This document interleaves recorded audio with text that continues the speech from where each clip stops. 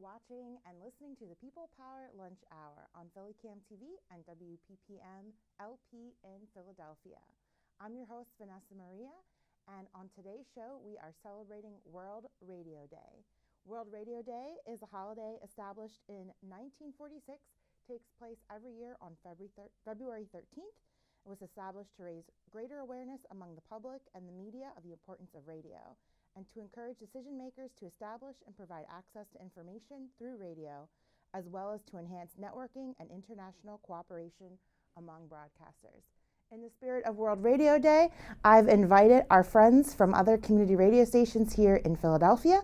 We'll be talking with folks from Germantown radio stations and also Uptown Radio as well. Stay tuned, we'll be right back with more People Power Lunch Hour.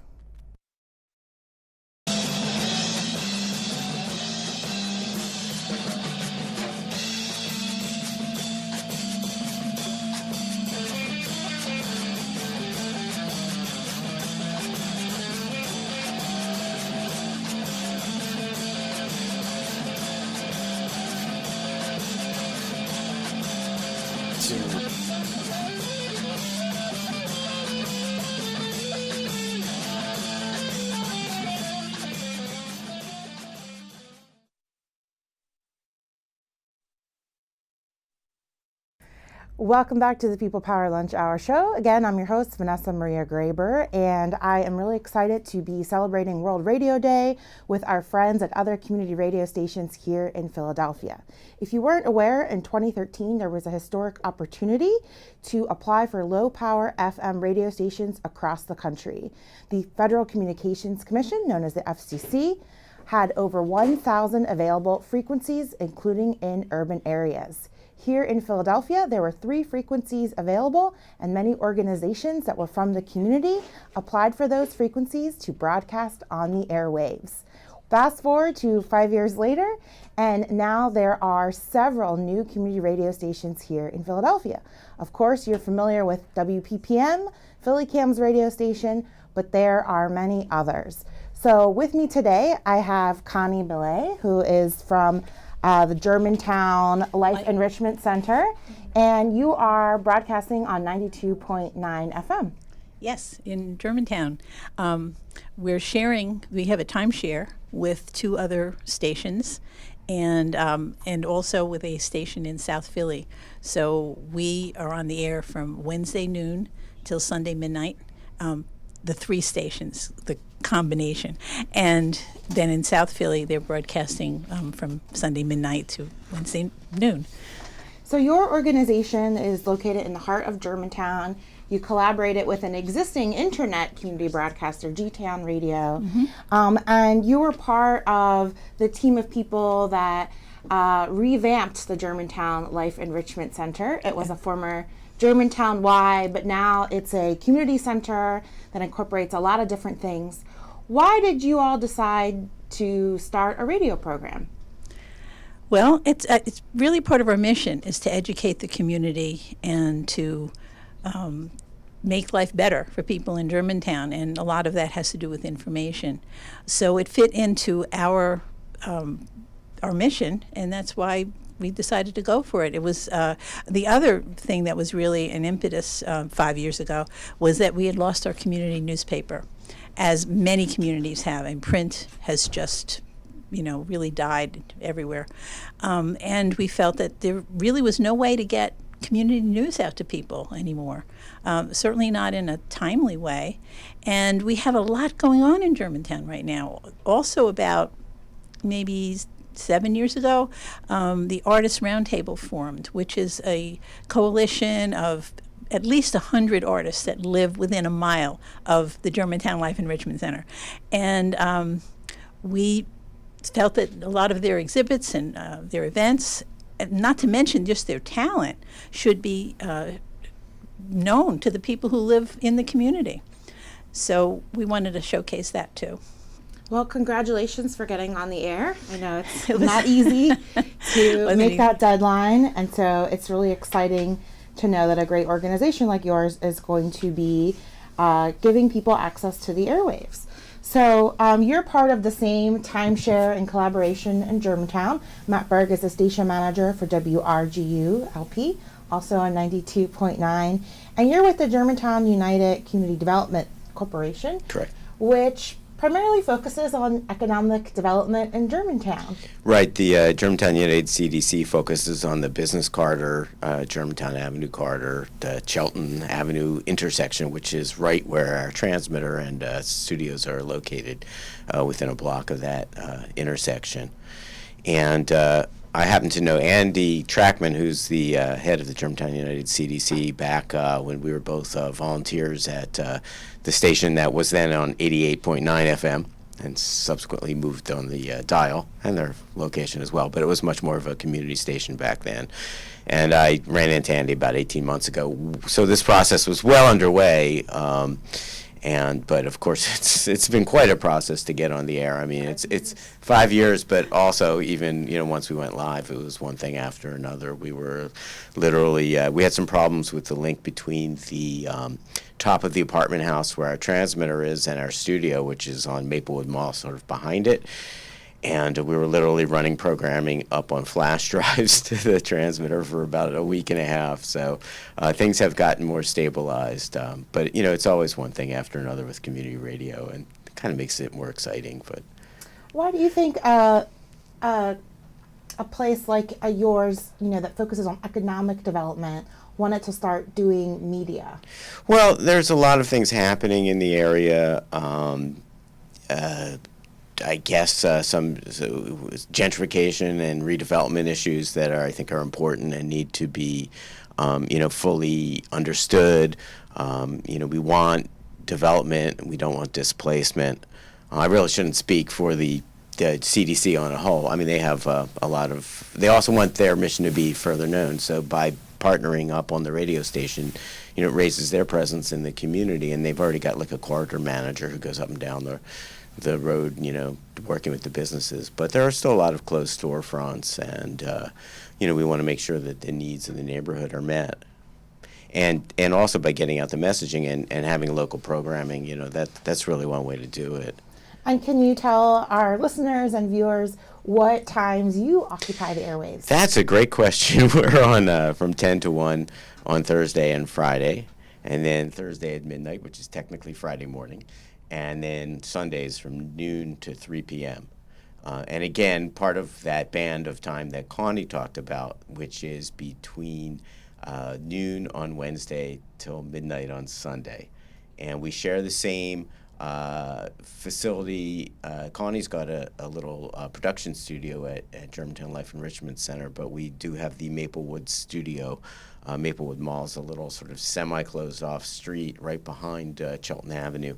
And so we're in a storefront there that we share with Germantown community radio partner, the other partner being WGGT. They're not here today, but shout out to Jim Bear. Yeah, exactly. And he's been doing the streaming thing for decades, so it was great that there was already a studio for us to plug into, and Jim's been an amazing support. Knows all the Connie and I have just bothered him so much with technical questions about how to use the SAM broadcasting software. He's our salvation. Yeah, he really is. But so Connie and I, who have day jobs downtown, we're like furiously loading programming at night and calling each other up, and she's like texting me, "Did my show go on the air? I can't tell." It was a problem with her streaming client. So it's radio has changed. Connie and I both have a background that's pre-automation. And things have changed a lot, and we're not golden times. Right, but we're not technically totally unsavvy. So we've had a lot of challenges, but we haven't had too much dead air, so that's a good thing, considering the challenges we've had. Well, congrats on getting on the air. Thank you, Vanessa. Look forward to hearing more community programming. Next, I would like to introduce Linda Richardson, who is the executive director of the Uptown Entertainment and Development Corporation. But most people are familiar with the historic Uptown Theater on Broad Street. That's and right. You all decided to also pursue community radio on 98.5 FM. Yes, our station, WJYN 98.5, also shares time with a group called the Asian American Community Center. Our station is broadcasting from Monday through Sunday, and we're on the air from 3 p.m. to 3 a.m. And like the other station, we've had our challenges. We launched this September 2017. We decided to do this because part of the vision for the Uptown Theater was to be able to provide the community with opportunity for access to technology. And we wanted to be able to have the theater have a multimedia presence in the community. So when the opportunity came, we thought that this would be a great opportunity to begin. Our antenna is on the Uptown Theater, was constructed. Our station is across the street, and we're now trying to build the studio inside the Uptown as we bring the Uptown Theater online. That's amazing. And it's in a great location, highly visible, right in the heart of North Philadelphia. And I had the pleasure of going to their grand opening, their kickoff party, and it was very community oriented. How did you organize those people who seem like they're from the neighborhood, they're community leaders, but yet they also have some media savvy as well? From the very beginning, the Uptown Entertainment and Development Corporation, which is also a CDC, existed to provide opportunities for community residents, people who go to school in the area, and people who own businesses. So we have had a community presence for many years. Our radio station is an extension of our vision to be able to provide opportunities for community residents who are often underserved to be able to share their stories, share their lives. So one of our programs is a really interesting program, which is a group of senior citizens who developed a program that is a radio serial, and it's called As the Center Turns. And so it's an example of people who wanted to do broadcasting but did not have the access to opportunity, so we developed a training program, and so we train residents. They get a certificate, and they're equipped now to be broadcasters anywhere. So training, access to media, working with underserved communities. The programming is based in North Philadelphia, but we have international focus. So we're hoping to bring in opportunities for people in the diaspora to be able to also share some of the interesting things that are going on around the world. I'm glad you gave an example of the kinds of programs that are on community radio, because for many of us, especially those of us who are from Philly, born and raised, and know how diverse it is, certainly feel that public radio or even commercial radio is not representative of the population, especially with youth, older people, people from different cultures and sexual orientations, etc. I'll start with you again, Connie, if you want to pass the mic down. What are some programs that you have that you might not find on the other airwaves? We have some programs you might not find on the other airways.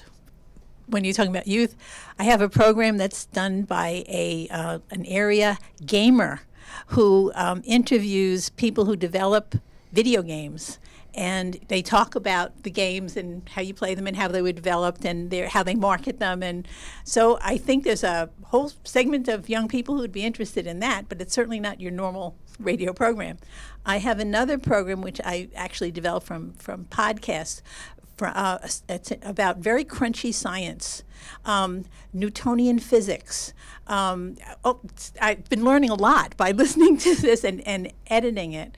And that's a deep series. We have at least 80 episodes that go all kinds of areas of science, electronics, physics, biology.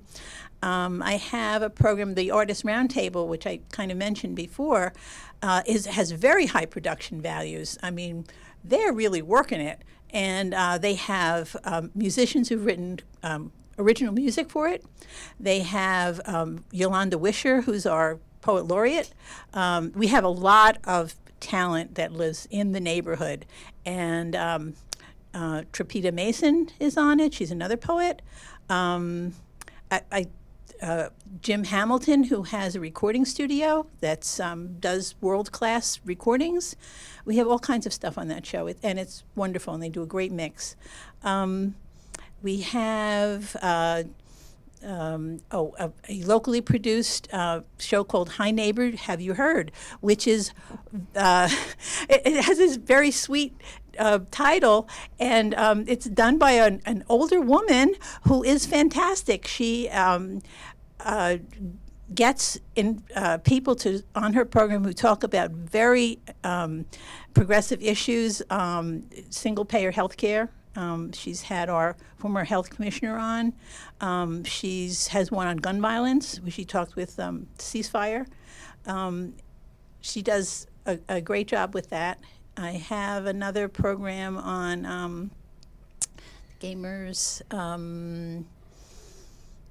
I'm blanking now. I should look at my list, but they're really diverse. Community programs, again, by people that are regular people from the community that are talented and smart, but just may not have had opportunity to have access to the media. Yeah, and in topics that are different from that you'd normally find.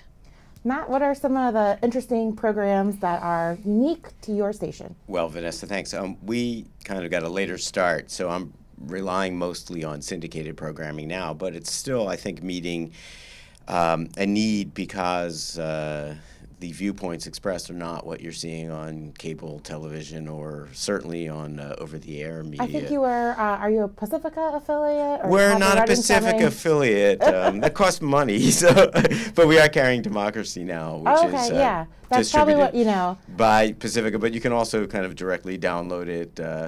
And there's a host of programs. I mean, I went out and researched this. So I've got literally, I think, 6 or 7 people I'm talking with that are developing programs. A few more I'm still trying to reel in, and I know they'd be great. People that have like local community organizations that are sort of centered around a certain topic, and I don't want to go too specific because I haven't kind of gotten them engaged. And that's been a challenge too, because there's so many people that want to be involved, but there's a lot to follow through on, and I really try to be realistic with people that come in with enthusiasm and like, well, maybe you do a half hour a month, not 2 hours every week, and building up some material in the can. So I'm talking with somebody that's got like a lecture series at a local university that they've already recorded. So trying to use some evergreen material and build up a base before I try to commit to time that I can't fill.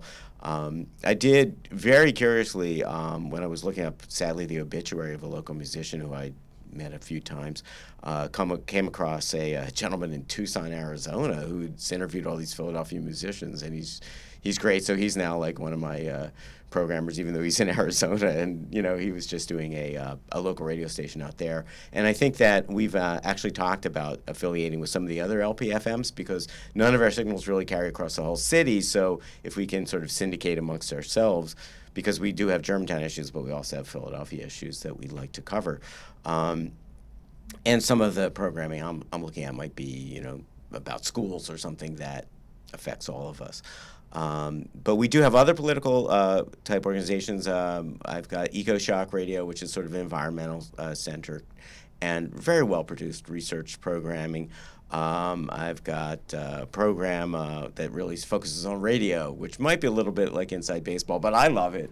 And, I think that also introduces people to what low power FM is and what localism is about. And I think the other thing for me is that I think it's important in today's, social media overwhelming environment where we're so reactive, and it's so easy to also get yourself in a little niche where you're not really hearing any other opinions.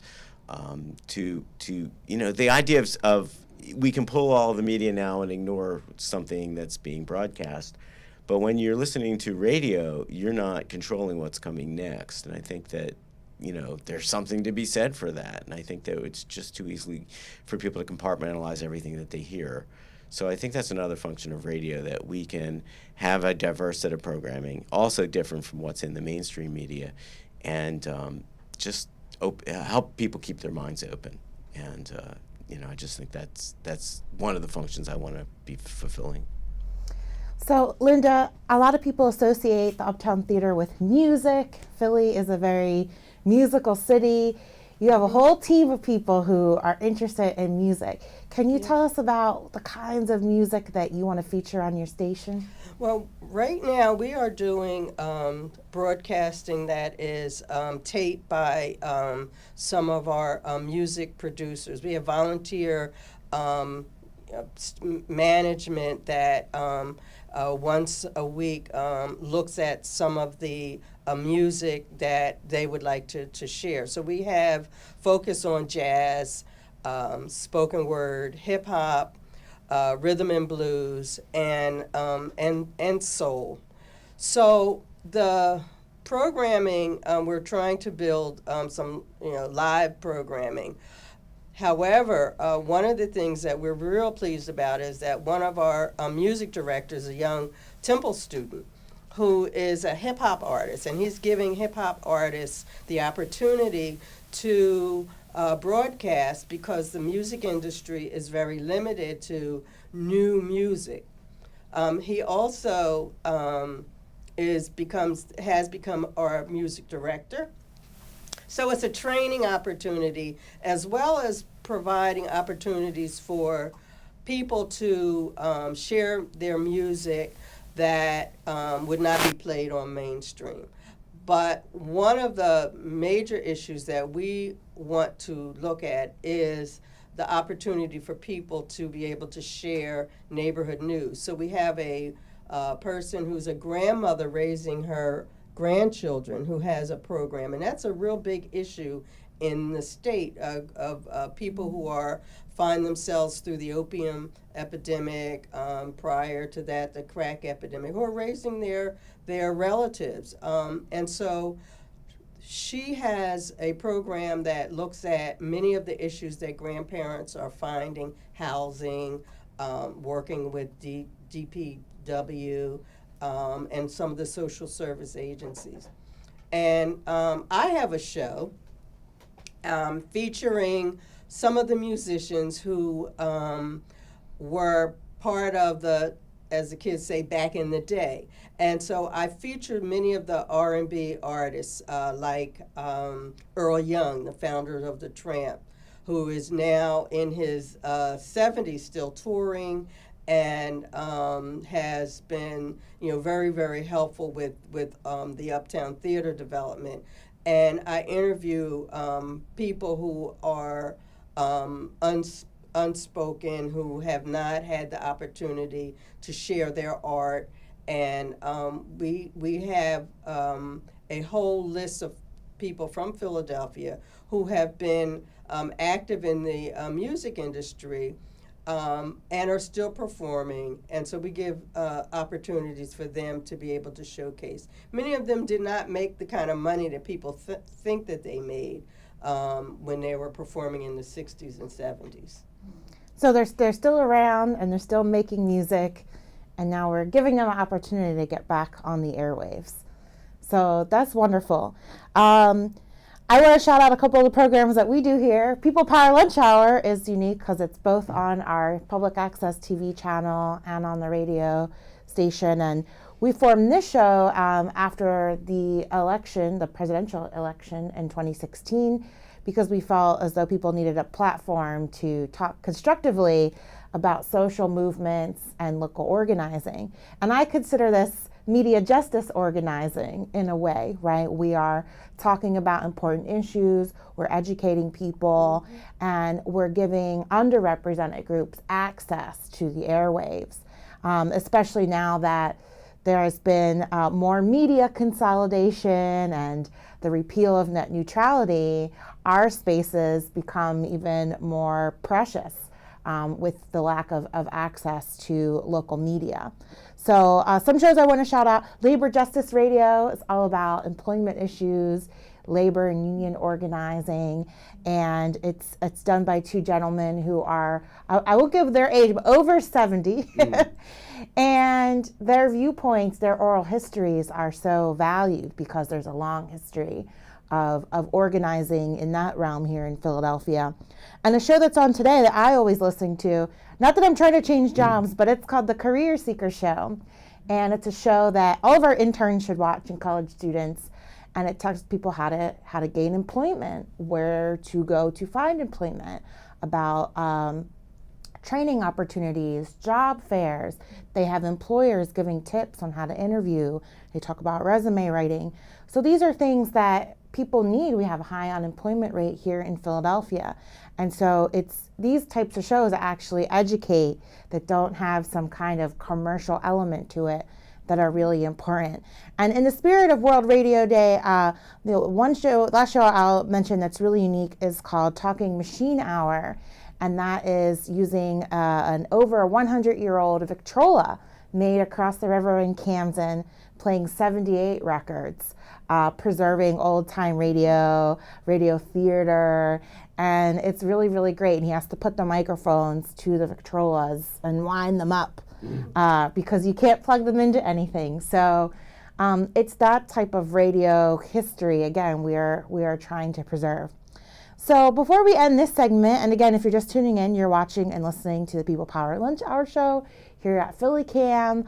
I'm joined by representatives from different community radio stations here in Philadelphia. And we're celebrating World Radio Day because we all have started community radio stations. We've taken over the airwaves in Philly, and we're excited to be presenting all this new content. So my last question for all of you is, what's your vision for the future?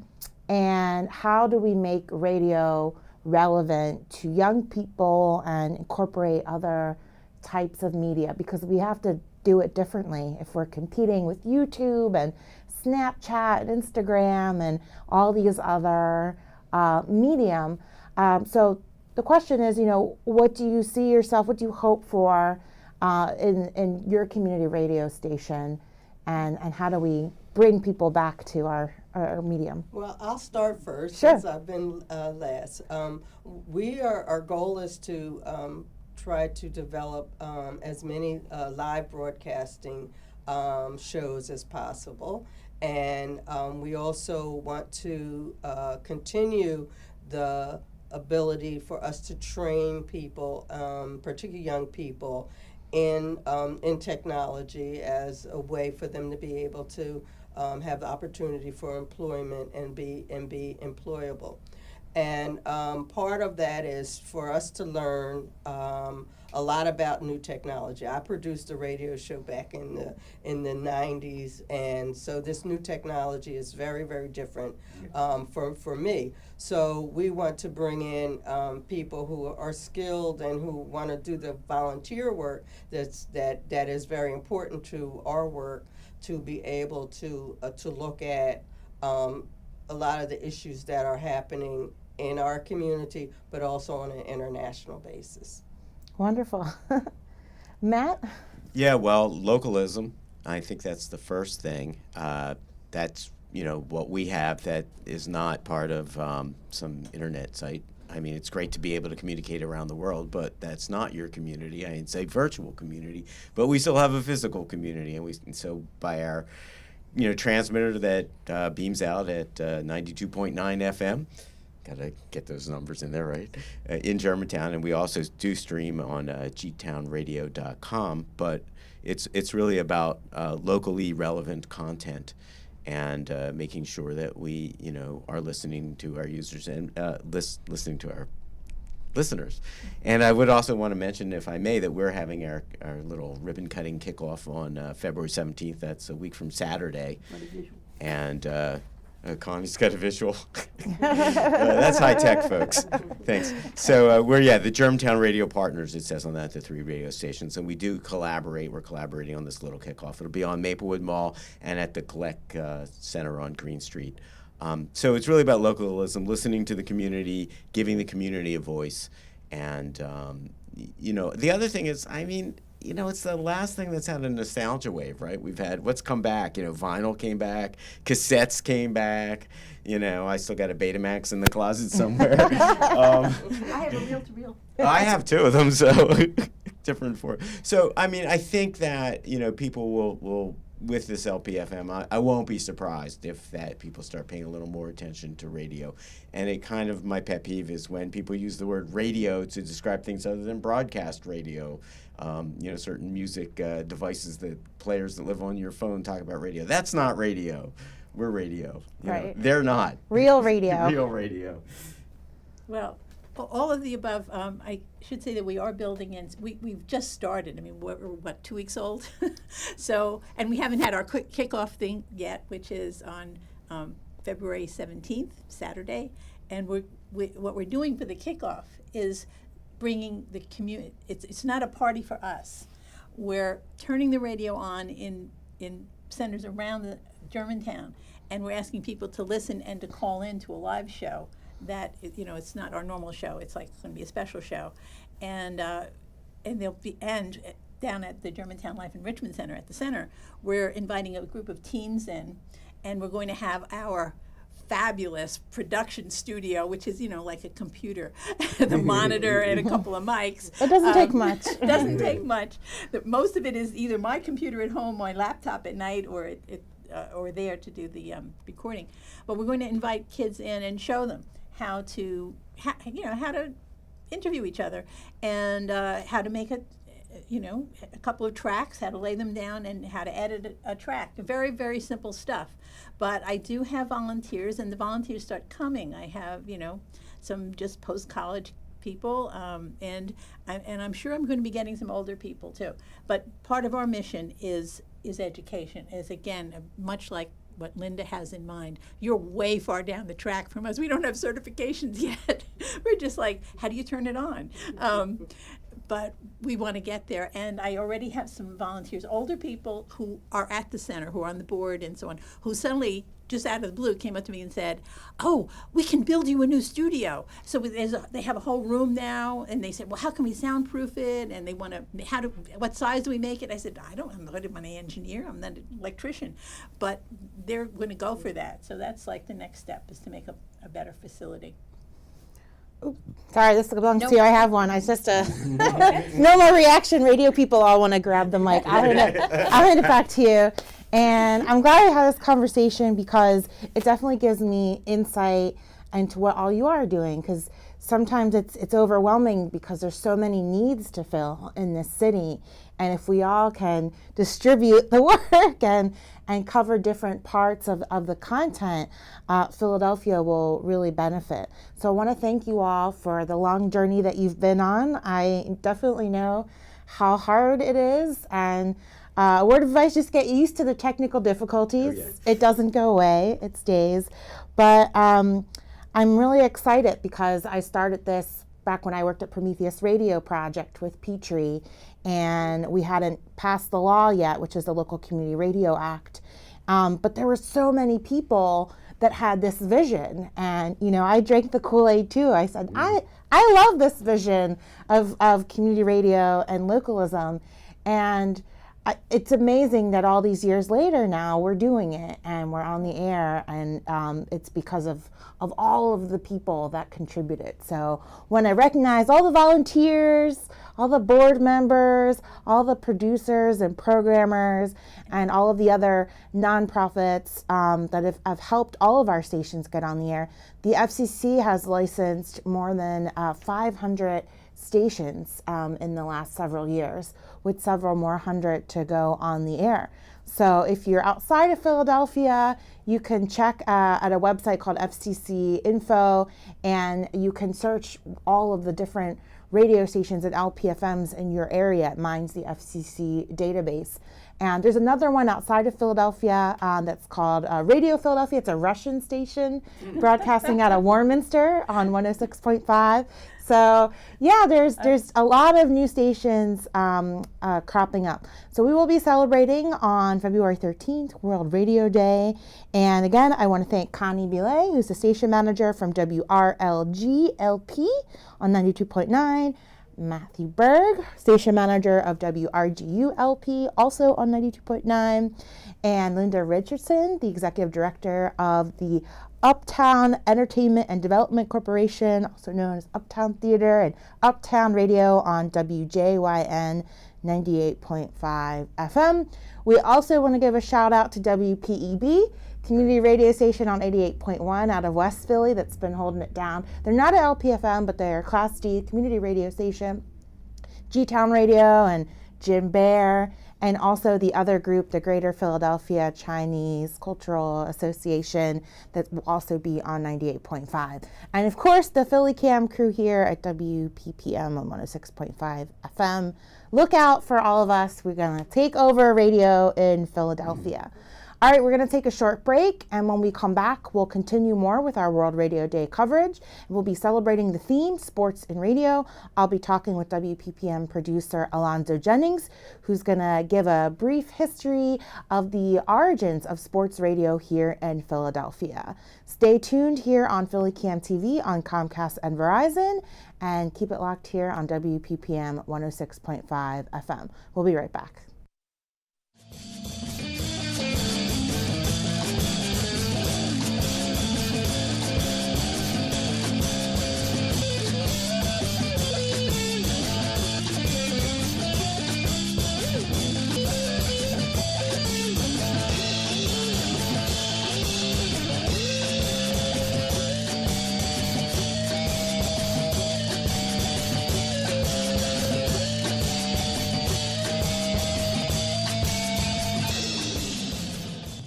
With me, I have my special guest, Alonzo Jennings, who is a producer here at WPPM, and he is the DJ and producer of Jazz from an Eclectic Mind, which airs Mondays at 6 p.m. But other than being a jazz enthusiast and photographer, you're also kind of a historian. I don't know about a historian. I have a collector of information. When you get to be 73 years old, and if you were conscious, you have provided and collected information, and that's sort of what I have done. I was very much involved in the movement back during the 60s. Matter of fact, I was in Newark dropping my girlfriend off when the Newark riot broke out, and I happened to have my camera. So I started photographing what went on in Newark and did that for a number of years until I went to graduate school. And I lost all of that stuff when the storage place that I left it caught on fire. And probably 8 years of photography just went up in smoke. So I guess you might say, I don't even call myself a jazz historian. I call myself an old head that just loves the music in all of its glory. But I do have a little bit of information. So. Great. So I just want to reintroduce you because I think my mic wasn't on a little bit ago. I'm with Alonzo Jennings, and this is a People Power Lunch Hour show here on WPPM and also on Philly Cam. And we're celebrating World Radio Day, which is on February 13th. And Alonzo is here because he, as a collector of information, and I were talking about the theme of World Radio Day, which is sports and radio.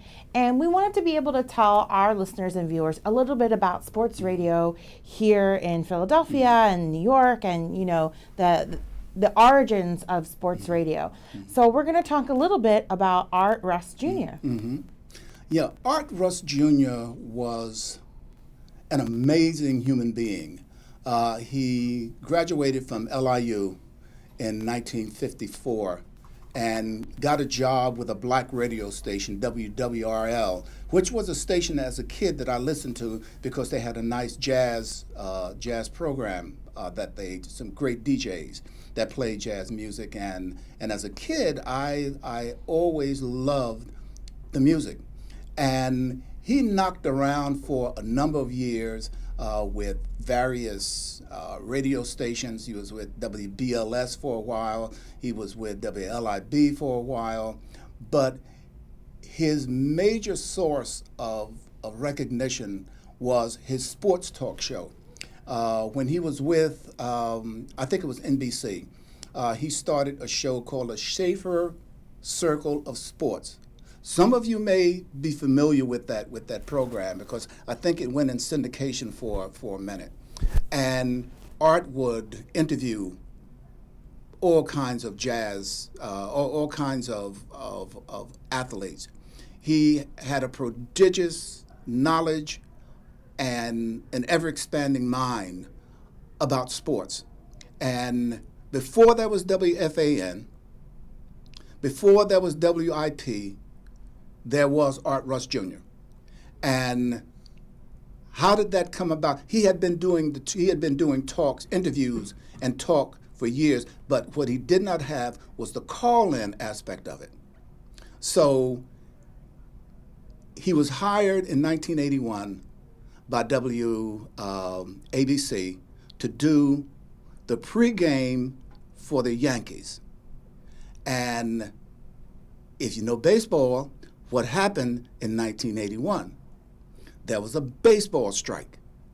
So Art Russ and his producer, they did the pregame, that was about an hour, and then they had another 3 hours for the game. So at that point, that station had to spend 4 hours, had to fill 4 hours with information.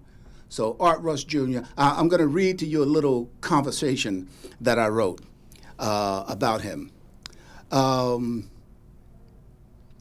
So you have a 3-hour gap to fill, actually 4, if you consider Art's 1 hour pregame. So what's the brother to do? He says, let's talk baseball or anything else sports related. People love to talk sports, and I love to talk about sports. I'll get my friends to come in for interviews, Red Barber, Miles Davis, Willie Mays, Muhammad Ali, Sugar Ray Robinson, and you know what? We can open up the lines. People will want to talk to these guys. People will want to talk to me because I know all about these guys. That was the beginning of sports talk radio. That went on until the end of the baseball strike. And then after that, people that eventually organized WFAN came along in 1987, and Art Russ had set the template in 1981, and then in 1971 comes WIP. And it's only now that in his death that he died, I think 2010. It was only after his death that WFAN, I don't know about WIP, because I sort of gave up on them a few years ago. But that the fan, it was only after his death that people started talking about his place in the history of radio and sports radio. They call him the Godfather. If they really were true to themselves, they would call him the originator, because he set the template that everyone else has followed since his death. Mm-hmm. A lot of people would not imagine that sports radio, the 24-hour broadcasting, came from one event, having to fill all that time. Having to fill that time, and he filled that time until the baseball strike. But Art was not just a sports guy. He was a prodigious collector of jazz. He was a very close friend of Miles Davis. I don't know how that could be. I don't think Miles Davis had any friends. but he had a few. he was a close, great fan. I love him to death. But he was friends and close to Muhammad Ali. He knew as much, if not more, about boxing than he did about baseball. But he is considered a living legend and a walking, talking, and breathing encyclopedia, not just of baseball, not just of boxing, but all sports, and to a great extent, all things. He was conversant in any topic. I listened to him when I was a kid. I'm originally from North Jersey, so I grew up on all of those North Jersey stations. MCA, WMCA, and WABC, and WINS, which is still active as a, as an information. I still listen to that. So, but yeah, he was an author. If any of you are familiar with Darryl Strawberry's book, he co-wrote that book with Darryl Strawberry, he and his wife Edna. They also did a book on Joe Louis. And can I use the N-word? Okay. And one of his major books was Get That In-Person Off the Field. You can fill in the gaps, folks. And that was controversial. It was, he got a lot of criticism from it, but he was studied to the course. And just look up Art Russ Jr. if you are a person of color, or if you're a person that likes sports. His story is absolutely amazing. So check it out. Google him. There's a lot of information there. Thanks, Alonzo, for telling that story. One of the first radio broadcasts here in the United States was actually a baseball game, I believe, in Pittsburgh at KDKA. Yeah, I think you're right. Did you grow up listening to sports on the radio? You know, when I was young, I spent the first few years of my life in a little town in Georgia called Cochran, Georgia. And I think we had maybe 3 radios in the community, because it was just a little backwater. Everyone there picked cotton, chopped cotton, hoed cotton, milled cotton, and other things. They were basically about a step above sharecroppers. But one of the things that was important to the old men of that community was the radio. And especially because Joe Louis.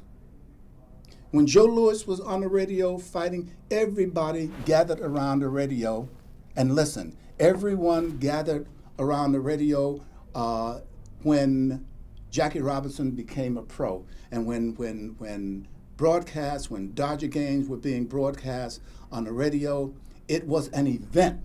I mean, it was like the Oscars, it was like the Grammy. People would come to my uncle's house, or they would go to someone else's house who had a radio and listen to the fights. The fights were very, very big because in this little town in Cochran, Georgia, where racism ran amok,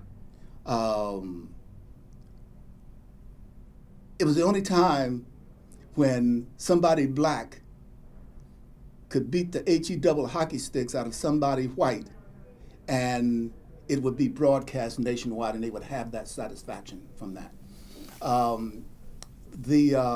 When I came north, it was the same thing. My mother was a big Dodger fan, and she was a big Giants fan because of Willie Mays and because of Jackie Robinson, and then later Roy Campanella and Don Newcomb. So that's what I listened to. And she also liked jazz, which we didn't call jazz, she just called it music. But she was a big Count Basie fan. She was a big Duke Ellington fan, Dinah Washington, Dick Maybell, and folks like that. So what we did, we didn't have a TV. I mean, we didn't have a TV until, the middle 50s, I think. I was in junior high school when we got a TV. But what we had was a radio. So that's what we would listen to. We would listen to music, WLIB, WRVR, all of those stations which played jazz, pop music, and R&B. So I was a big fan and remained a big fan of radio, which is why I jumped at the opportunity to come and do this. Some of the highlights I talked about on my show on Monday night was 1971, Joe Frazier, Muhammad Ali. I was in grad school. I was preparing for exams. And at that point, I couldn't afford to get a ticket to the fight. I didn't have the time because my studies were kicking my behind. But I did have a little radio. And I listened to the fight on the radio. And it literally, that fight probably broke my heart more than any other sport event. Because I was a a dyed-in-the-wool Muhammad Ali fan. When he lost that fight, it killed me. That was worse than Dallas losing to San Francisco. My second worst sports moment. Oh, I know. It hurts. that hurt me to my heart. And then another confluence of radio and sports and myself was 1974. I was in Nigeria working with a group called OIC, and we were setting up schools when they had the Thriller in Manila. That fight, I don't think I could articulate the importance of that fight to Africa, because people were listening to it. We were listening to a BBC feed. Every place you would go, it was like it was in stereo, because you would hear that fight, and that turned out the way I had hoped it would turn out.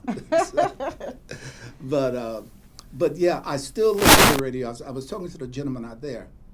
Radio is still the only place where, if you are a serious jazz head, it's the only place where you are going to find music on the radio.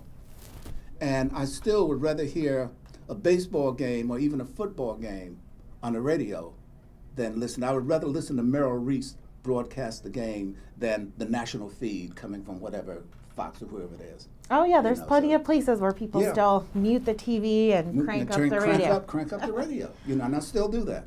Well, I want to thank you for coming on the People Power Lunch My Hour pleasure. and sharing these great stories. You can catch Alonzo's show every Monday at 6 p.m. on WPPM 106.5 FM, Jazz from the Eclectic Mind. Let me get in one more point.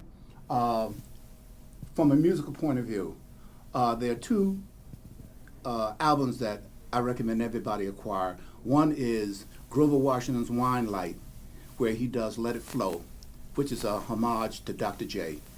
And then there's a new cat on the block called Steve Coleman, who has an album called, I just drew a blank on the album. But look up Steve Coleman, Google Steve Coleman. He has an entire album dedicated to boxing. Every song on the album relates to a boxing move, shoulder roll, stick and move, and stuff like that. So check those out. Okay, thank you so much. We're going to take a short break. When we come right back, we're going to have a short word with Alex Morgan from G-Town Radio. You're watching the People Power Lunch Hour and listening on Philly Can TV and radio. We'll be right back.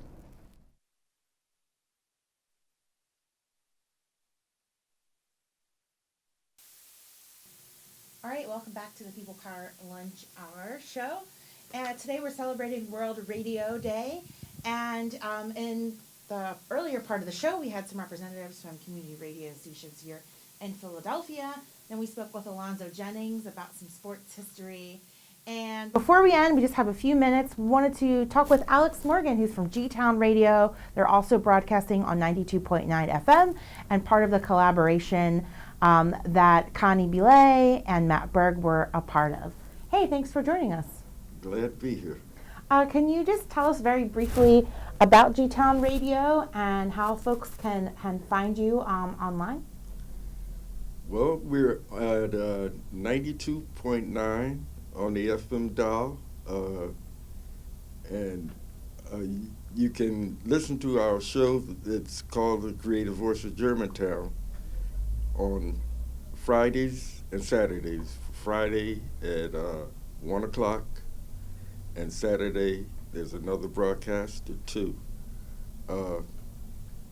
It's an enjoyable experience to be at the grassroots of a movement like this. And it's a way, what we see as part of our mission statement is to support the arts in whatever form they may present themselves. Spoken word, music, art, photography, and there's a very active art community in Germantown. Yes, we were excited, and you all recently went on the air a couple weeks ago, so congratulations, you're now on Thank the you. FM dial. And G-Town Radio has been broadcasting online for many, many years, So it's a natural leap to go to the FM. You can find them at gtownradio.com. And they also have a grand opening. You're going to be kicking things off on February 17th. On the 17th. At Maplewood Mall. So make sure you check them out. All right, that's all the time we have for today. We are on phillycam.org if you would like to check out this episode and all our episodes of the People Power Lunch Hour Show. Thanks for watching and listening. Happy World Radio Day.